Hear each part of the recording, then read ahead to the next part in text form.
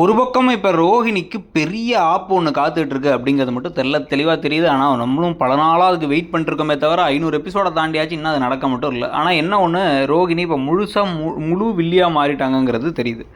Dinesh BA தான் அதெல்லாம் பண்ணார். அவரால் தான் அந்த பிரச்சனைலாம் வந்துருச்சு. அவரை எப்படியாச்சும் அடித்து உதச்சி உண்மையெல்லாம் வாங்கிடணும்னு இப்போ முத்து சொல்ல இவங்களுக்கு பயம் வந்துருச்சு.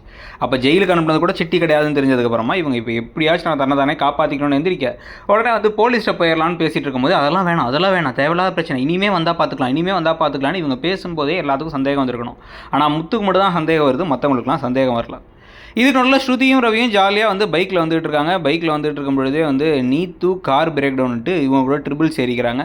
அவங்கள போலீஸ் பிடிச்சி இது பண்ணும்பொழுது வந்து இவங்க தான் என் ஒய்ஃபை என் பாஸ்ன்னு சொல்லி கரெக்டாக மாற்றி காமிச்சிடுறாரு ரவி. அப்புறம் பல குளறுபடிகளுக்கு பிறகு அவங்க என்ன பண்ணுறாங்க, போலீஸோட வந்து போயிட்டு ட்ராப் பண்ண சொல்லிட்டு கிளம்பி போயிடுறாங்க.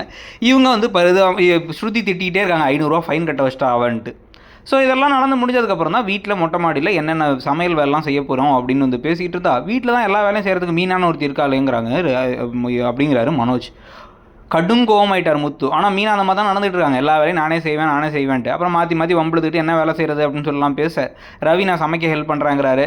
ஆனால் வந்து இவர் வந்து என்ன சொல்கிறாங்க அப்படின்னா வந்து மனோஜ் வந்து அதெல்லாம் என்னால் எதுவும் செய்ய முடியாதுன்னு ஓவராக பேசுகிறாரு. ஏன்னா லீவ் டைம் சேல்ஸ் நிறைய ஆகும் அப்படி இப்படின்னு பேசிகிட்டு இருக்காரு.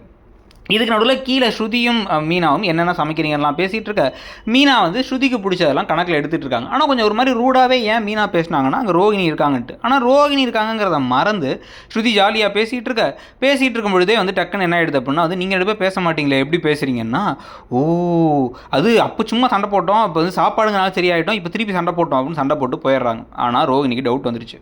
நீங்கள் என்ன செய்ய போகிறீங்க ரோஹிணி அப்படின்னு கேட்டால், நான் வந்து புருஷனை மாட்டிவிட போகிறேன், ஒன்றை மாட்டிவிட போகிறேன் அந்த வீடியோவை எடுத்துன்னு மனசில் நினச்சிக்கிறாங்க.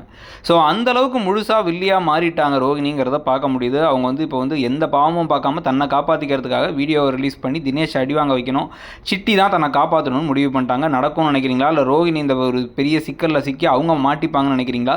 இதுக்கு நடுவில் கொலுவில் என்னென்ன நடந்துச்சு, பாட்டு பாடுறதுல காமெடியாக பாடுறாங்க, விஜயான்லாம் காமிக்கிறாங்க நாளைங்கிறதுல. ஸோ நீங்கள் என்ன நினைக்கிறீங்கிறத சொல்லுங்கள். தேங்க்யூ.